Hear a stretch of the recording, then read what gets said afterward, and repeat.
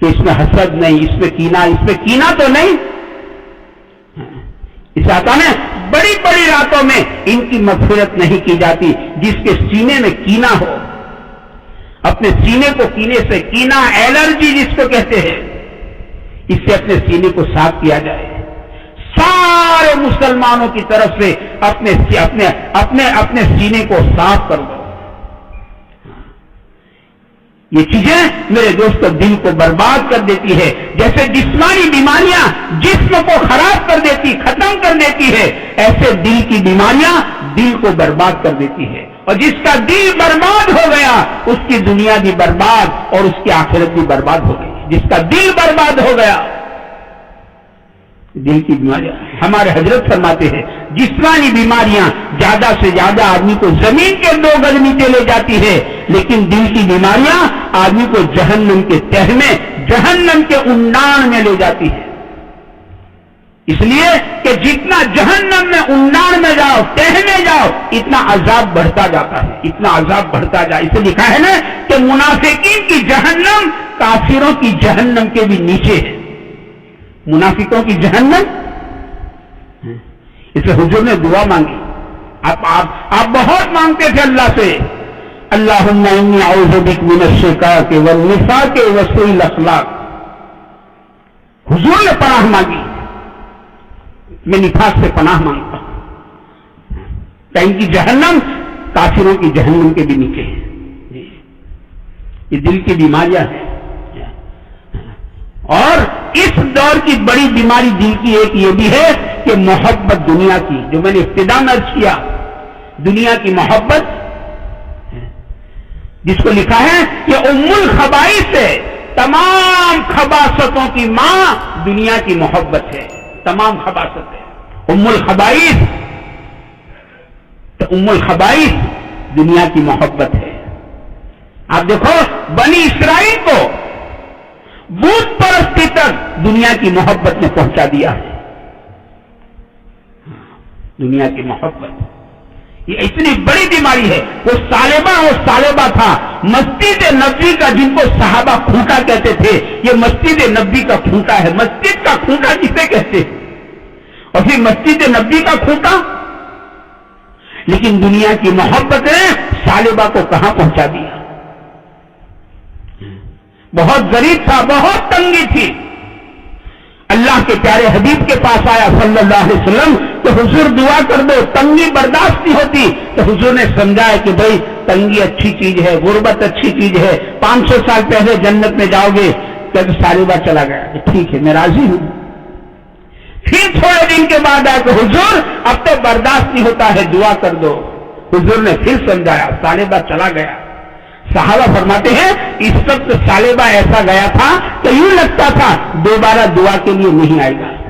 لیکن تھوڑے دن گزرے پھر سالبہ آیا تو حضور اب تو دعا کر ہی دو.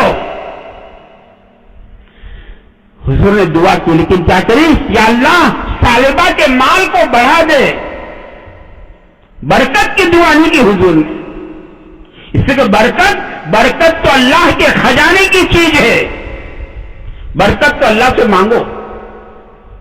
انہیں کہا تھا اسے دعا کے درمیان کی، وضو کے درمیان کی دعا بتائی کہ مانگو. وضو کے درمیان، وضو کرتے کرتے دنیا کی باتیں مت کرو.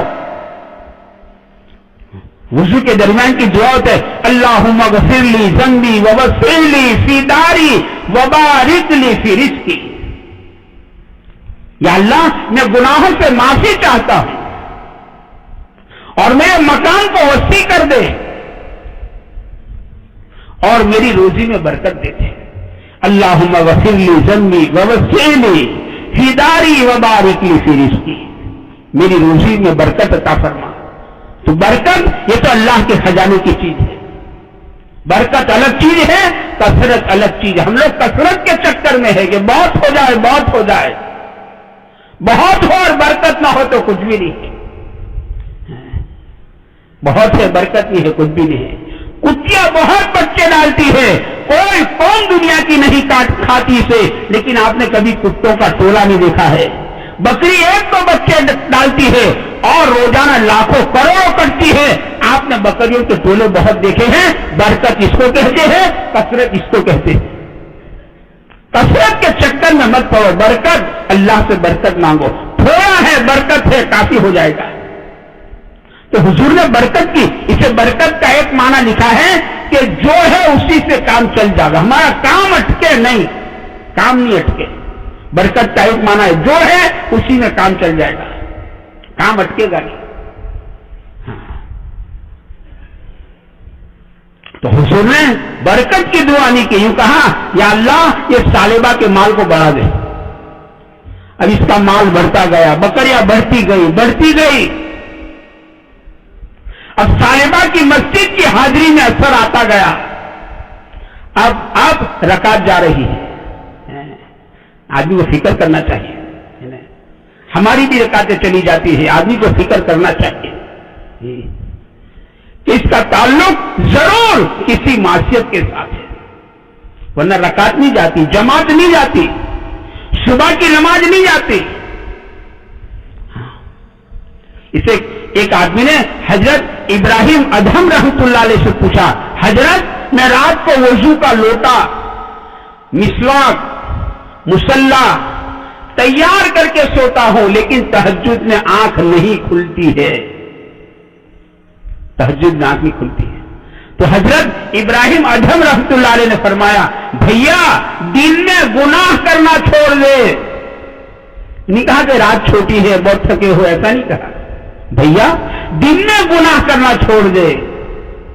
ہاں تو کسی آدمی بعض گناہ ایسے کرتا ہے کہ جس گناہ کے بنا پر نیک اعمال کی توفیق اللہ چھین لیتے ہیں۔ وہ بزرگ کہتے ہیں نا حضرت سفیان ثوری رحمت اللہ علیہ کہ میرے سے ایک گناہ ہو گیا تو اللہ پاک نے 5 مہینے کی تہجد کی توفیق چھین لی۔ خود کہتے ہیں میرے سے گناہ ہو گیا۔ پوچھا کیا گناہ ہوا؟ کہ ایک آدمی دعا میں رو رہا تھا تو میرے دل نے کہا، دل زبان پر نہیں لائے، دل نے بدگمانی کی، بدگمانی، اسے بدگمانی سے کہتے اپنے آپ کو بدگمانی مت کرو کہ ضرور دال میں کالا ہوگا، جی کہنا بدگمانی کی اجازت۔ اللہ تعالیٰ بدگمانی کی دلیل مانگیں گے قیامت کے دن، تمہارے پاس کیا دلیل ہے، تم نے کیوں بدگمانی کی تھی؟ بدگمانی مت کرو۔ شیطان جو ہے نا دینداروں میں بدگمانی لے کر چلتا ہے، آدمی کو بدگمان کرتا ہے، یوں ہوگا یوں ہوگا یوں ہوگا، کہنا بدگمانی مت کرو، دور سے دیکھ کر فیصلہ مت کرو۔ ایک بہت بڑے اللہ والے دریا کے کنارے پر جا رہے تھے، میں نام نہیں دیتا، مجھے نام دیتے بھی ڈر لگتا ہے، بہت بڑے اللہ والے۔ دیکھا ایک نوجوان ہے کنارے پر دریا کے، اس کی گود میں عورت کا سر ہے اور پاس میں سراہی ہے جس میں شراب بھری جاتی تھی۔ گود میں عورت کا سر ہے اور سراہی ہے جس میں شراب بھری جاتی۔ وہ اللہ والے نے دور سے دیکھا اور دل میں آیا، دل میں، زبان پر نہیں آیا۔ کا دل سنبھالنے کی چیز، اسے اللہ والوں کا قول ہے، علماء کے پاس جاؤ تو زبان کو سنبھالو، قاضی کے پاس جاؤ تو قلم کو سنبھالو، اللہ والوں کے پاس جاؤ تو دل کو سنبھالو۔ دل سنبھالنے کی چیز ہے، ہاں دل سنبھالو۔ تو دل سنبھلا نہیں اور دل میں آ گیا کہ کیسا بے شرم، بے حیا، وہ چونکہ حیا کا زمانہ تھا، کیسا بے حیا آدمی ہے کہ عورت کو گود میں سلائی ہے اور پاس میں شراب کی سلائی رکھی ہے، کیسا بے شرم آدمی ہے۔ دل میں آیا، زبان پر نہیں۔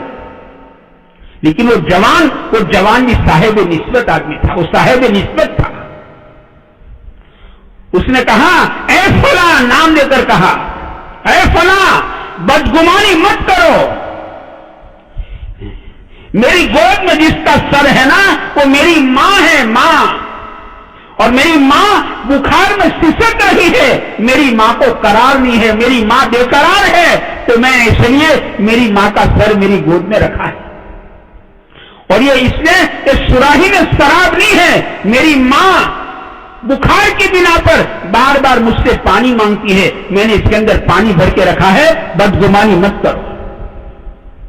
بدگمانی، اسے قرآن کریم میں 3 چیزیں 26 پارے میں ایک ساتھ بیان فرمائی ہے، بدگمانی، تجسس اور غیبت۔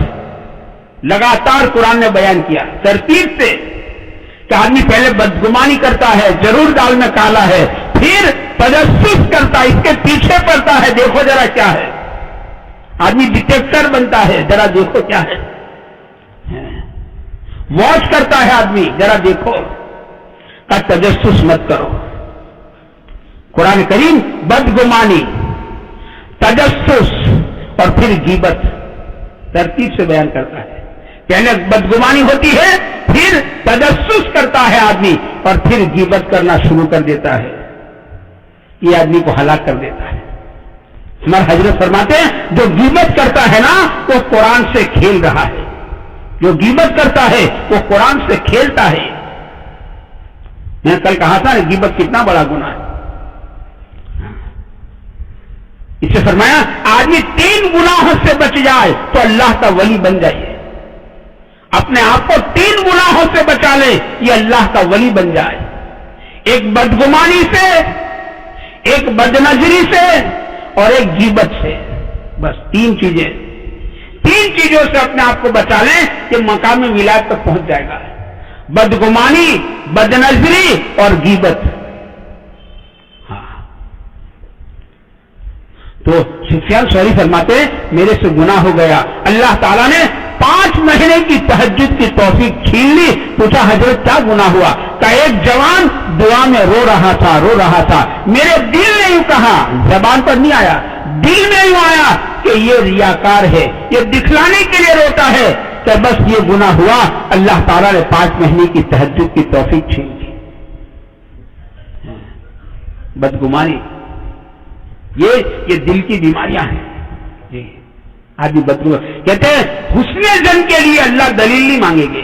مومن سے حسن زن کرو, نہیں تو یوں ہوگا بھائی, یوں ہوگا. اپنے دل کو سمجھاؤ, دل سے بات کرو, یہ تو یوں ہوگا بھائی, اس کی بہن ہوگی, وہ تو اس کی بیوی ہوگی, اس کی ماں ہوگی. دل کو سمجھاؤ. حسن زن کے واسطے کوئی دلیل اللہ تعالیٰ نہیں مانگیں گے. بدگمانی کے واسطے دلیل مانگی جائے گی کہ تم نے بدگمانی کیوں کی تھی. بدگمانی یہ ساری یہ دل کا کباڑہ ہے, یہ دل کی بیماریاں ہیں.